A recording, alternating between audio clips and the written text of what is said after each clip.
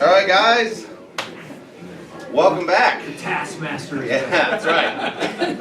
I'm watching you. You're way meaner than Dan right now. Somebody's got to be. That's right. Good cop, bad cop. Oh, that's right. So that's what Judgment Day is going to be like. Like God the Father is going to be there as bad cop, and then Jesus is going to be like, but Dad. It's like, okay. No, well, thanks for coming, guys. I have to remember how to do this. It's been almost a month now, so we gotta get back in it. Poor Joseph, he's been stuck in prison all this time. Nobody would let him out, you know. So welcome back. Wasn't it a year or two? Huh? Yeah, it was 2 years. I felt like 2 years would be a little bit much to pause. But you don't really feel the story until you're also, waiting for 2 years. But to properly do it, we'd have to be in a pit with no sunlight, with chains on us for 2 years. I don't know if I'm that dedicated to feeling the story or not. But all right, well, so I was realizing our review method where we bring the last times back to the beginning of the next class is going to be very useful because I didn't even remember what we did last time.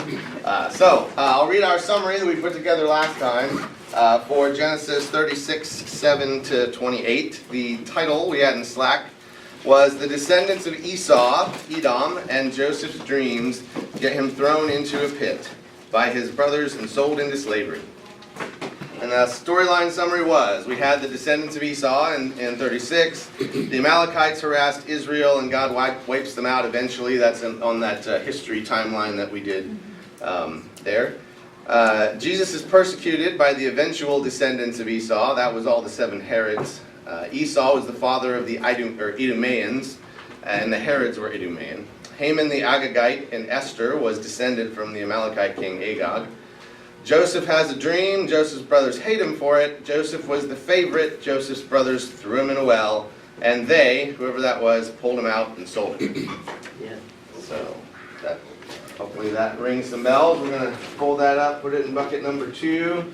This was cool when I came in yesterday for men's breakfast and saw it. So did we get them all right, or do we have to do some shuffling? Yeah? Got them all right? Ah, success. All right. Now I'll take them down and see if you can rewrite them all from scratch. No. All right, so we have to write our summary of the one that we finished last time, which was Genesis 37, 29 to 39. Unfortunately, nobody gave me the title for this one, so you don't even get triggered to help you remember what we did. So you're going to have to look in the Bible, starting at 37 in Genesis. 29, and then up through the end of chapter 39. We're going to start 40 today. I put something in Slack about an hour ago. You did? Oh. Okay. He's an overachiever. Thank you. I will catch it after. I'm not bringing up Slack because the first class, Mike was posting stuff on there, for everybody to see. So. All right. So what happens first? Genesis 37:29. Reuben. And it should be 29 to 36. Oh, this is chapter 39, I'm sorry. It was Genesis 37:29, I think was where we left off, right? And then we went through to all the way through the end of 39. So you said Reuben returns? Is that what you said? Reuben returns and the goat trick.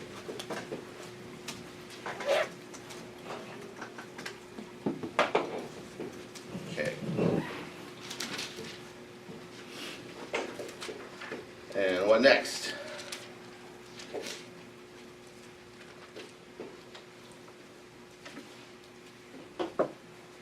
Determine whether it was his brothers or whether it was the Midianites and the caravans that's right. sold him. That was the last. That was actually the last summary. Yeah, we never fully came to a conclusion. That was the last summary. Yeah. What next? Oh, that's right. So the brothers came back. Tell Jacob. I've noticed I say the wrong name a lot. So you guys can have a little bingo card every time I say the wrong name. I want somebody to pop up and say, no, you mean Jacob, the other J name. I've reached the age where I now, when I talk to one of my kids, I have to say all the kids' names first, and one of them will stick. Annie, Audrey, Asher, whichever one you are. So the first one that gets bingo, what do we win? Yeah. Well, we'll determine that. You win the self-confidence of knowing that you did a great job. Jacob Mourns. Jacob Mourns, yeah, that's good. Okay. Then we get into 38. What happens to 38? Well, my Bible says the Midianite traders traded Joseph. Yours does say the Midianite? Yeah. Yeah. Oh, traded him to Pharaoh. Yeah, yeah. Yeah, they traded him to Pharaoh. Yeah, that made that one even more confusing. So, all right, Midianite. That's the one you were referring to. Sorry, I got that wrong. Traded Joseph, not to Pharaoh. See, that was the wrong one. The other P name, Potiphar. All right. 38. What are we getting 38 then? Judah left. Yes, Judah leaves. The family. Or Cheez-It. And then what? He starts having kids. That's right. Marries a Canaanite.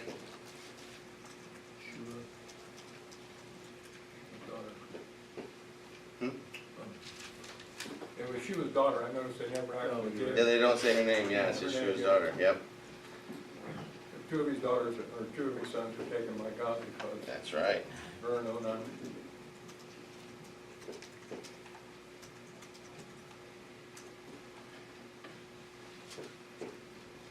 Then what? Tamar tricks Judah into having a son. Yeah, let's just say yeah. Mike wondered where you were going with that. We'll say he has Perez and what was the other kid's name? The one nobody remembers. And having two kids, one of which was Perez. And Zerah or something. Z-E-R-A-H, whatever. Oh, Zara. Yeah. Okay. Zara. Yes. Okay. And then we get to 39. What happened in 39?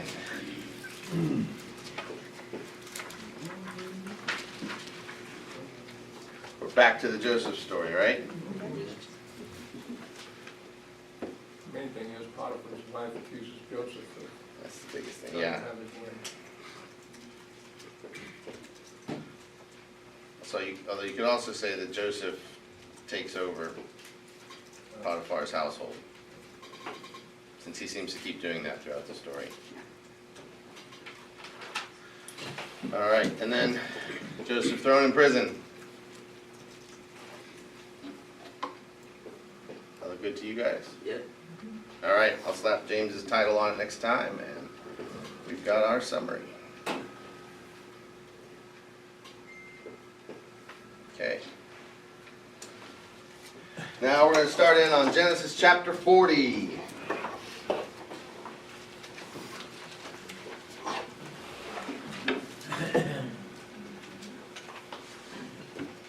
Things start to get interesting.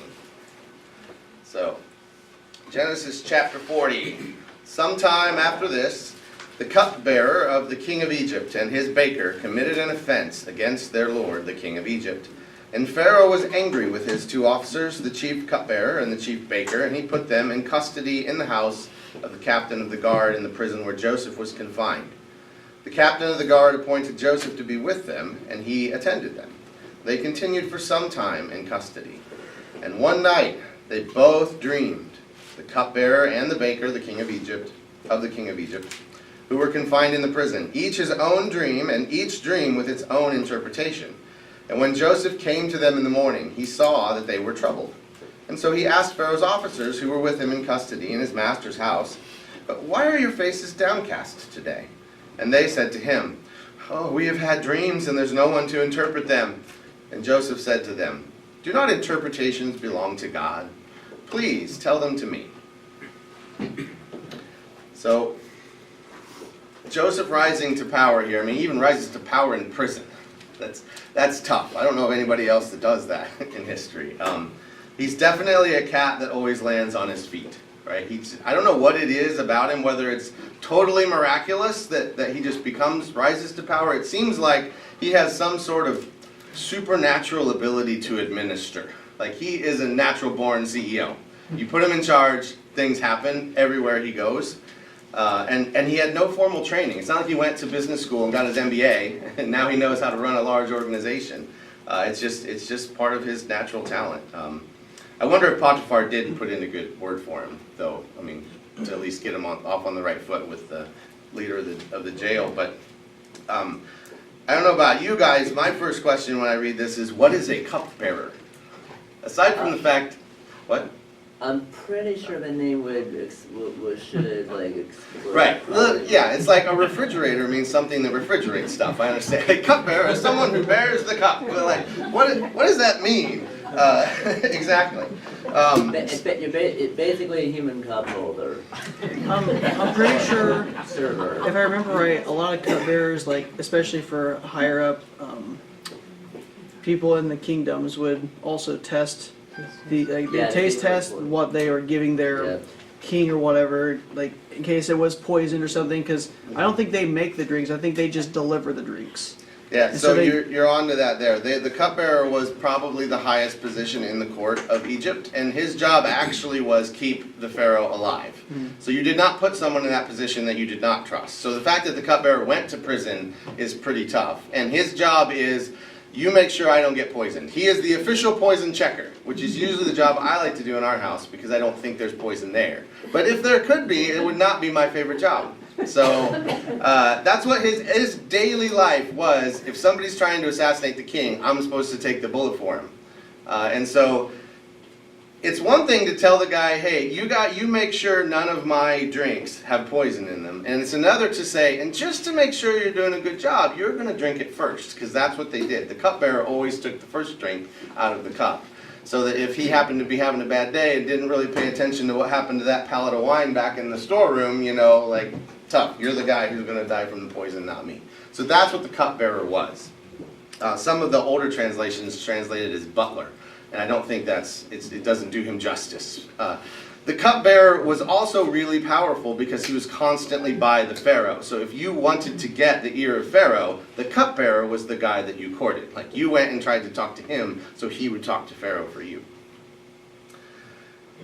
But one thing we do see here is the kindness of Joseph. Joseph's in charge of the prison. These guys are in the prison. And he walks in and he says, hey, why are you guys feeling so down today?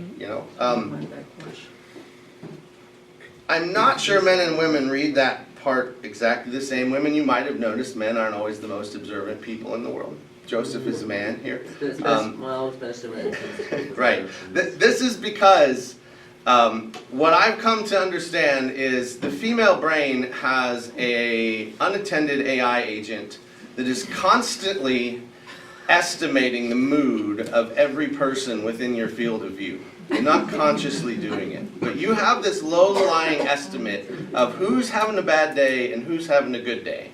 And back in the days when you lived with, a husband that didn't care about you that much and a bunch of other wives and all the kids and everything, that skill was a very important skill for survival. Now it's not as much, but it's not a conscious thing, right? It's just you constantly have that there. And so then when you see that person and you ask them how they're doing, you say, how are you doing? You already have a preconceived idea of how they're doing, and you're either validating it, I think, or more likely, I think, just giving them a chance to talk about it. You've seen that they're having a bad day, and they'll feel better if they talk about it. When a man asks, how are you doing, it's because we don't know.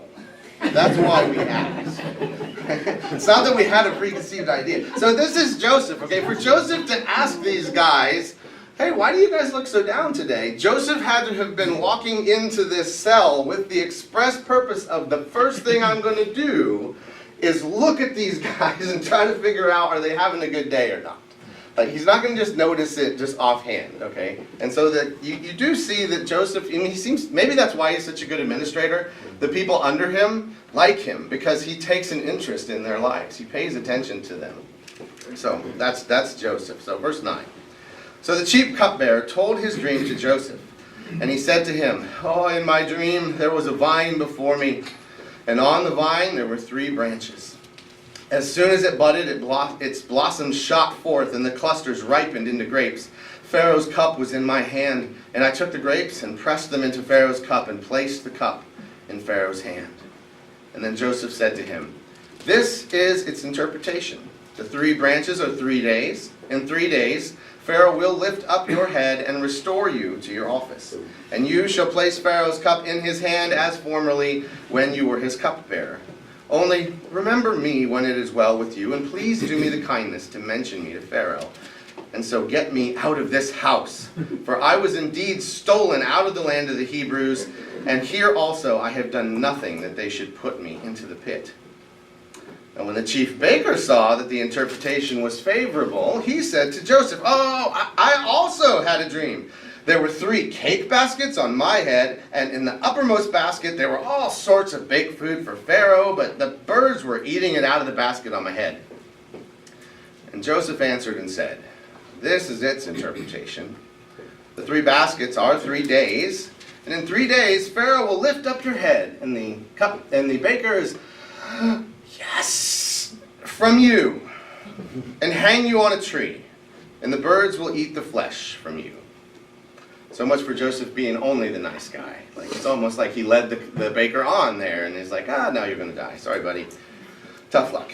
On the 3rd day, which was Pharaoh's birthday, he made a feast for all his servants and lifted up the head of the chief cupbearer and the head of the chief baker among his servants.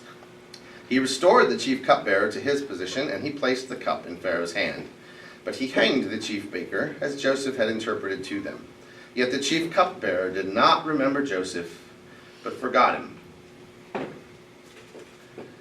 Now imagine you walked into class this morning and you saw somebody else who seemed really like something big happened last night to me, and turns out he had almost the same dream as you. Wouldn't that kind of freak you out? I mean, it would be a little weird. We read it in the story here because we've read this story several times. We're just like, yeah, that's just what happens here. But if that actually happened to you, you would think those dreams meant something. That would be your first clue. It's like, wait, people don't have the same dreams. Like, what's going on here? And the cupbearer, of course, got his hopes up because there are a lot of 3s in, or the baker got his hopes up because there are a lot of 3s in the cupbearer's dream. Just in verses 10 and 11, there are 3 branches. There are 3 verbs for the vine growth, like 3 things that the vine does. There are 3 days. He says Pharaoh 3 times. He says cup 3 times. He mentions himself 3 times. And the baker's like, I had 3 days too. Yes, this is it. Like, mine's the same dream. Now, we do not know if the baker was a scoundrel. All right, that's the thing. Maybe Joseph knew the baker was a bad guy anyway, so he didn't bother sugarcoating it for the guy. Maybe the cupbearer wasn't that bad of a guy. He didn't deserve to be down there, but we don't know. Either way, Joseph did not sugarcoat it. But we do see the first supernatural gift of the Spirit that is mentioned in the Bible here, and that is the interpretation of dreams. Later on, we get Moses, we get Jesus, the prophets and things like that do supernatural acts, but this is the first one, interpreting dreams. But how did it work? I've always wondered that. How did Joseph know? Because it doesn't say. He just says what the interpretation is. And so the commentators, they all speculate on it. Like, was he just sitting there and God's whispering it to him in his ear and he's just repeating what he hears? Most of the commentators seem to think he was probably in some kind of a trance. Maybe that's why people believed him. He was like, this is the interpretation of your dream, something like that, like a third-rate psychic. I don't know. I'm not sure. I don't necessarily think that that's it, but it's strange that whatever Joseph does do or say now, everybody believes him and does what he says, because he keeps rising to power and people are believing him. And just compare that to when he was back at home and he interpreted a dream, and his brothers did not believe in him. And he didn't do anything great at home. Does that remind you of anybody? Jesus. Yeah. Mark 6:4, and Jesus said to them, a prophet is not without honor, except in his hometown and among his relatives and his own household. And he could do no mighty work there, except that he laid his hands on a few sick people and healed them. Joseph was clearly capable of mighty work. He could interpret dreams, and he was capable of running the entire country of Egypt through a 7-year famine. And at home, he was just Dad's favorite little brother or favorite son that all the other brothers hated. They had no faith in him, and so he could do no mighty works there. So we will see a lot of parallels between Joseph and Jesus here, but that's one of them. I think it's worth pointing out, too, that Joseph here, he asks the cupbearer for his release instead of God. In other words, he didn't just say, I'm going to sit here and wait until God bursts the door of the prison open and then I'll walk out in some miraculous fashion. He says to the cupbearer, please get me out of here. Right? He's taking some action and not just waiting on God to do everything. I think it's sort of like he must have known the story of the man who was sitting on his house in a flood. The floodwaters were rising. He's on his roof, and his neighbor comes by in a canoe, and he says, hey, come hop in the canoe. The waters are going to be over your roof soon. You're going to die. Hop in the canoe so you can get out of here. And he says, no, I prayed to God. I trust that God will save me. Don't worry. And so the neighbor's like, fine. He goes on. Later on, a powerboat comes by with the police. They're like, the waters are higher. Like, the waters are coming up. You got to go. He says, no, I trust God. Don't worry. He's going to save me. Later on, the Coast Guard helicopter comes when he's on this, the last foot of the house and says the same thing. No, God's going to save me. I trust him. And then the waters come up and he drowns and he's standing in heaven before God and he says, God, I trusted you. Why didn't you save me? He says, I sent you a canoe, a powerboat, and a helicopter. What more did you want? Right? Like, this is Joseph here. Joseph is saying maybe God sending these two guys here was specifically to help me get out of prison. It wasn't like I'm supposed to be entirely passive in this. So he did his part. And it doesn't even say he prayed about it, right? He just says he did this. So I think it's worth pointing out, though, that just because Joseph didn't pray, he's never recorded as having prayed, you're not supposed to pattern your lives after the patriarchs. Even though they were the beginners of the people of Israel that eventually led to Jesus, just because they did it doesn't mean you do it. So Jesus told us that we're supposed to keep asking God for stuff all the time, right? The more we ask, the more likely we are to get it. Paul says, pray without ceasing. So just because Joseph didn't pray doesn't mean you don't pray. Don't throw your brother in a pit as a favor to him so he becomes the ruler of Egypt. Okay, like that was a one-time thing. Just because it happened to the patriarchs doesn't mean it's going to happen to you. But the cupbearers appears to be unmoved by Joseph's claims of innocence, which is standard. When you're in prison, what is the number one thing that you hear from prisoners? That I'm innocent. I'm innocent. I was framed. That's what the cupbearer heard. He hears Joseph saying, I was framed, get me out of here, I'm not supposed to be here, right? So it worked against him. Yep. I do think it's interesting that he said he was kidnapped. Sure. Because kidnapped to me sounds like somebody took you, like he didn't blame his brothers for that. True, you're right, he actually did not put the blame. He just said, I was stolen, I was kidnapped. Yeah. Like, it wasn't my fault, and now I'm here, and I'm stuck. I'm actually in my second pit of my life that somebody threw me in. Fun Bible fact, though, that I never knew this. The only birthday mentioned in the Bible is the Pharaoh's birthday that we just read right there. I don't know why that matters, but it's the only birthday in the Bible, so celebrate it, I guess. All right, so up to Genesis 41. After 2 whole years, Pharaoh dreamed that he was standing by the Nile, and behold, there came up out of the Nile 7 cows, attractive and plump, and they fed in the reed grass.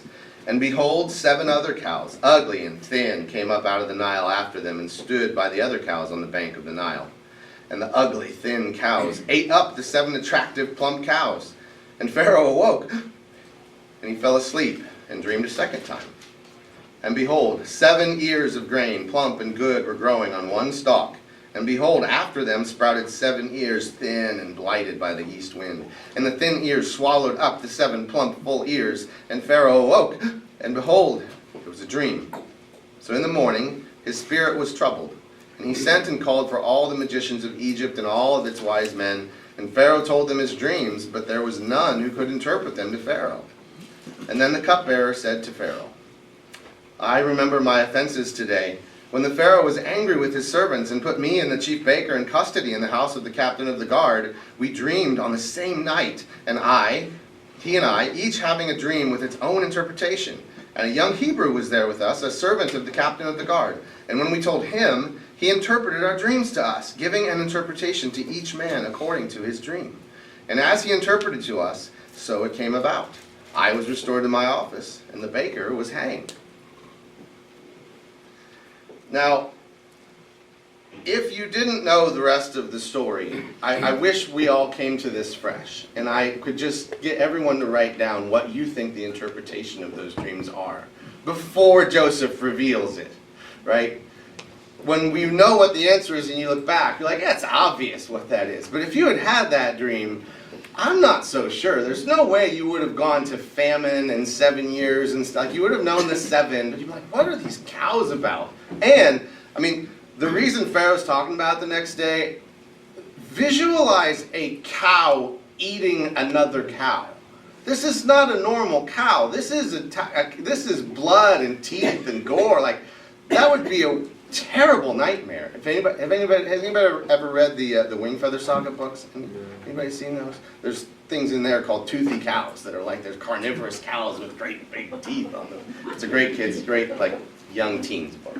But they're scary. That's like the cows are the scary Well, things. teens like scary things. Why do you think they're into horror movies and making sure they don't sleep at night?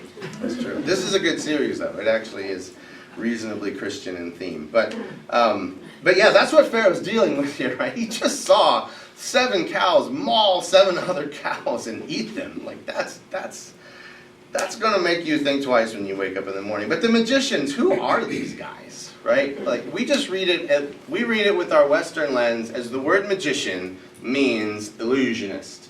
It means somebody who's faking stuff, making you think something's really happening when it's not happening. And so, of course, the magicians couldn't tell him his dream because they were all charlatans anyways, right? That's what we think. It's not what Pharaoh thought, and it's not what Egypt thought. What did it mean for them to not interpret his dream, right? Like, yeah? I had read before, just that whole, it was part of the amazing mystery of it all was the fact that they couldn't interpret the dreams, because they had books and everything else that they would look up keywords, so there was pretty much nothing they couldn't find some interpretation for, because that was their whole job, their whole everything.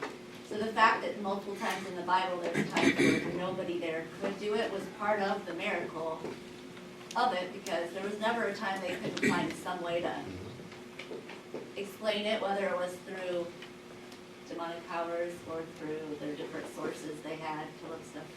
Anyway. That's exactly right. I think you're exactly right about this, is that these guys' jobs, like dream interpreter was a profession. And it was an academic profession. So this is the Papyrus Chester Beatty III scroll from around 1200 BC from Egypt. This is a dream interpretation manual from ancient Egypt. And what these lines are, and there's some things in red, it's hard to see on this TV, there's some things in red, some in black. These lines are symbols that you would see in dreams and what they mean when you see them.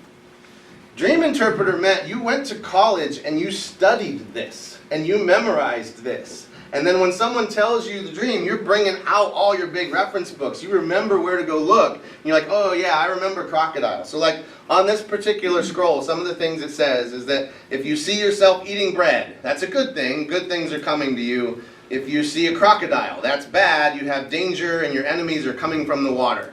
If you see a crocodile in your dream. If you see a dead person, that's actually good. You'll have long life. If you see, like, that's what this is. So this was a massive memorization profession. And people went to you for the interpretation. So when it says they couldn't give the interpretation to Pharaoh, almost every commentator I read interpreted it through the Western lens. That these guys were telling him things, and the Pharaoh was just like, no, that's not it. That's not it. That's not what the story says. It says they did not give him an interpretation. They were honest, and they said, we don't have material that says what this means. That's what was going on here. To be a dream interpreter meant that not only did you study these books, but you also had to burn incense to the god Thoth. He was the god of wisdom, writing, and magic. And then there was also another god in Egypt called Bes, who everybody had a little idol of Bes beside their bed because she was the god of sleep. And so if you had a particularly difficult dream that you couldn't interpret, the dream interpreter would go to the temple of Bes and would sleep that night in the temple of Bes after doing some certain rituals with the belief that then they would wake up and Bes may bless them with the interpretation of this dream. And then they write all that down over hundreds of years and put it in these books of what all these interpretations meant. So I forget my dream within 5 seconds of waking up most of the time. well, actually, that comes up here. Joseph tells us that when you have the same dream twice and it sticks with you, that means it's certain. This is definitely something that's predicting the future. In this case, that doesn't mean for you now, but that's what it meant then. And you know, to me, this sounds a lot like tarot cards and psychics in our day. That's what tarot cards are, right? You lay it down, and I always figured they were just making stuff up. They're like, oh, that one means this, and you're like, oh, wonderful, thank you. But a significant portion of the world believes this today, right? New Agers, a lot of Christians actually go to these guys. Another name for what we would call this is the occult. Okay, it's the idea that we're consulting the spiritual world for truths about this world. And if you study the occult, you will learn that the occult does not see themselves as illusionist magicians and charlatans. They have simply said that true science is, well, what they've said is the true scientist in the material world says that the material world follows laws. And if I learn the laws, I can manipulate the material world.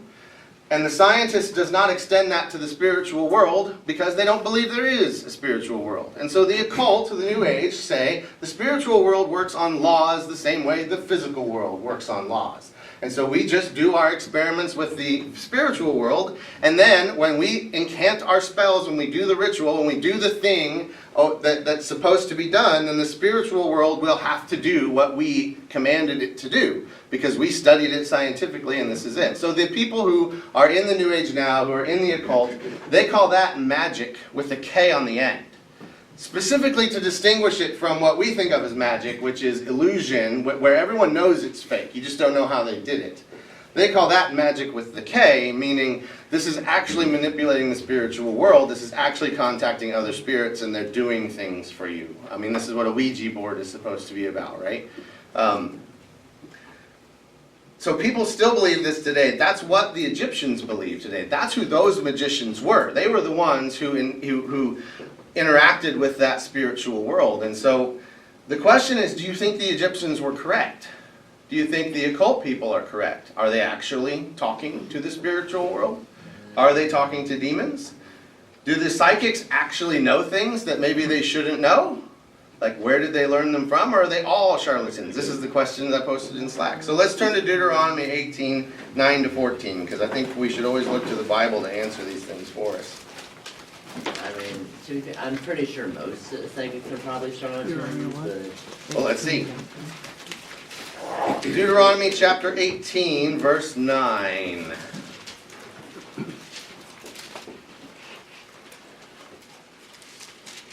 And it says, when you come, so this is God speaking to the Israelites. He says, when you come into the land that the Lord your God is giving you, you shall not learn to follow the abominable practices of those nations.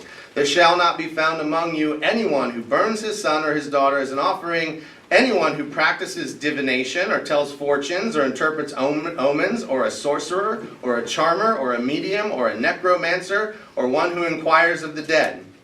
For whoever does these things is an abomination to the Lord.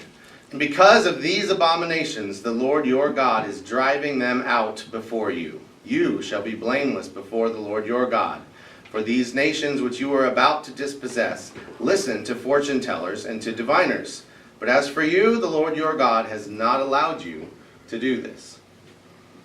Does that sound, did God say, you shall not do these things because they're fake? No, he said because they're abominable. He says they're abominations, right? If they were harmless and fake, I don't think God would have given them a very strong law that says, you know what, the main reason I'm kicking the Canaanites out, why you're going to wipe those people out, is because they're spending their time interacting with the spiritual world. And I told you don't. And now we're going to turn to Ephesians chapter 6, verse 10. We're going to learn why you don't mess with the spiritual world. Ephesians chapter 6. Verse 10.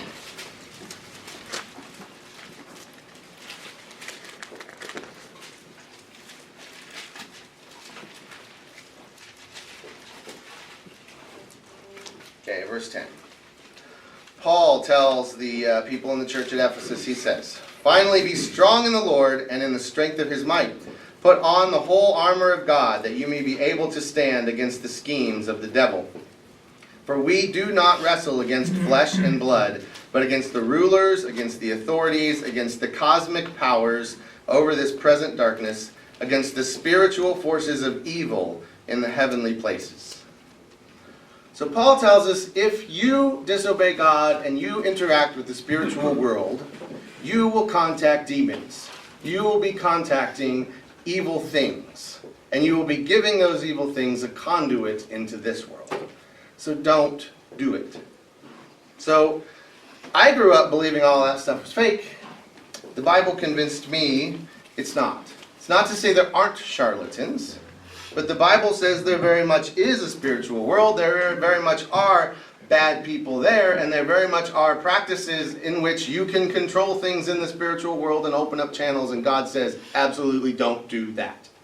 So the teenage party that's fun with the Ouija board and the seance that we're just like, oh, that'll be fun, don't do that. Nope. In fact, there's a movie coming out. I just went to the movies last night. The new Minions movie that's coming out. I don't know if you've seen this. The kids movie. My kids love Minions.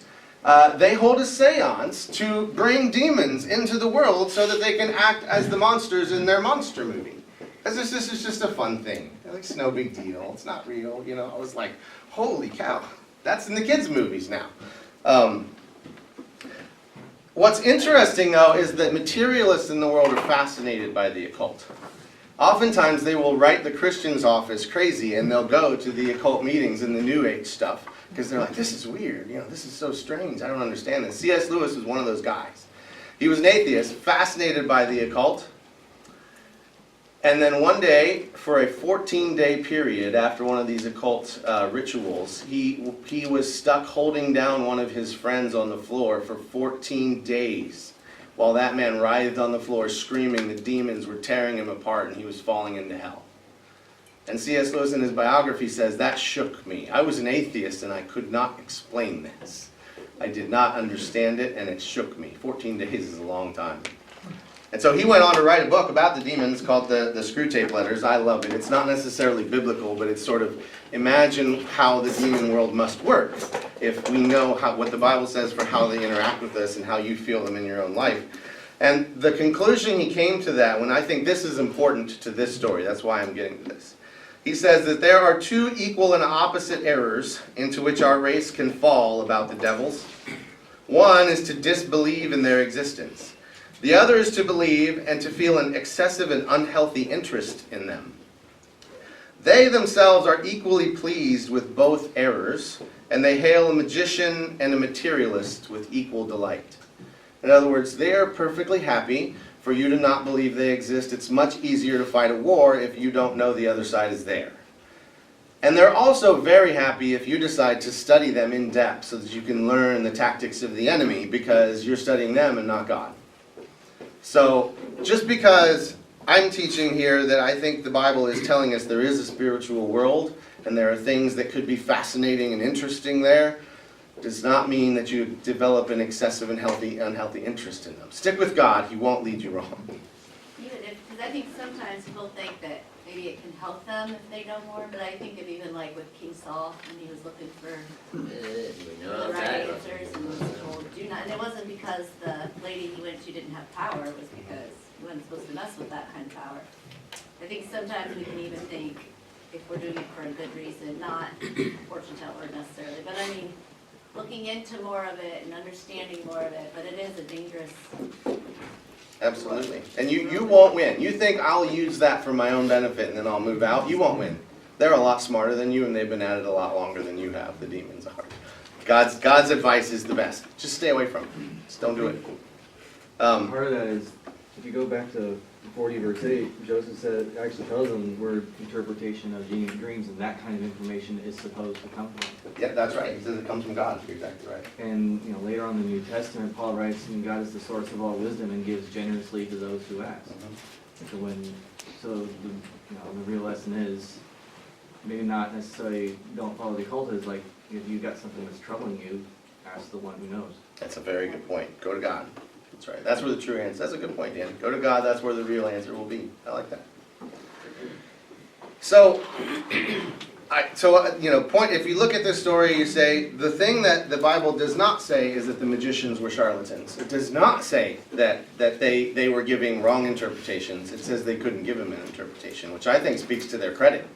That they didn't tell the Pharaoh what he wanted to hear. They told him, we don't know.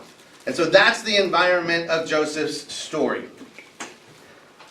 To that culture, the dream interpreter was like a professor would be to us today. They were elevated, people went to them for advice, and it would be like us, thinking about, thinking someone was a fake doctor or a fake engineer. Not like all psychics are fake or something like that. That's what it would be like to them.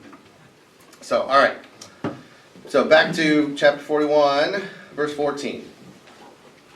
Then Pharaoh sent and called Joseph, and they quickly brought him out of the pit. And when he had shaved himself and changed his clothes, he came in before Pharaoh. He's been in darkness for 2 years. And all of a sudden, one day, out of the blue, pull him out, shaves, puts on a suit. He's squinting, Hey, you're going to go see Pharaoh. Like, can I have a day or two, just to get used to this? Nope, you're going straight in there. Pharaoh said to Joseph, I have had a dream, and there is no one who can interpret it. I have heard it said of you that when you hear a dream, you can interpret it. And Joseph answered Pharaoh, it is not in me. God will give Pharaoh a favorable answer. And then Pharaoh said to Joseph, behold, in my dream I was standing on the banks of the Nile. 7 cows, plump and attractive, came up out of the Nile and fed in the reed grass. 7 other cows came up after them, poor and very ugly and thin, such as I have never seen in all the land of Egypt. And the thin, ugly cows ate up the first 7 plump cows. But when they had eaten them, no one would have known, for they had known that they had eaten them, for they were still as ugly as at the beginning. And then I awoke. I also saw in my dream 7 ears growing on one stalk, full and good, and 7 ears withered and thin and blighted by the east wind, sprouted after them. And the thin ears swallowed up the 7 good ears. And I told it to the magicians, but there was no one who could explain it to me. Joseph had every reason to sell himself here, right? His main goal is get out of jail. And he's standing before the very king now, probably very nervous. And when Pharaoh says, I've heard you can interpret dreams, all the rest of us would have said, I'm your man. Yep, don't put me back in prison. I can do this for you. Joseph did not. He said, I can't. Only God can. That took a lot of will in that situation, Pharaoh's palace, to actually say that to him. So, verse 25. Then Joseph said to Pharaoh, the dreams of Pharaoh are one. God has revealed to Pharaoh what he is about to do. The 7 good cows are 7 years, and the 7 good ears are 7 years. The dreams are one. The 7 lean and ugly cows that came up after them are 7 years. And the 7 empty ears, blighted by the east wind, are also 7 years of famine. It is as I told Pharaoh. God has shown Pharaoh what he is about to do. There will come 7 years of great plenty throughout all the land of Egypt. But after them there will arise 7 years of famine, and all the plenty will be forgotten in the land of Egypt. The famine will consume the land, and the plenty will be unknown in the land by reason of the famine that will follow it, for it will be very severe. And the doubling of Pharaoh's dream means that the thing is fixed by God, and God will shortly bring it about. Now therefore, let Pharaoh select a discerning and wise man. He's going like this the whole time. He's like, let Pharaoh select a discerning and wise man, and set him over the land of Egypt. Let Pharaoh proceed to appoint overseers over the land, and take 1/5 of the produce of the land of Egypt during the 7 plentiful years. And let them gather all of the food of these good years that are coming, and store up grain under the authority of Pharaoh for food in the cities. And let them keep it.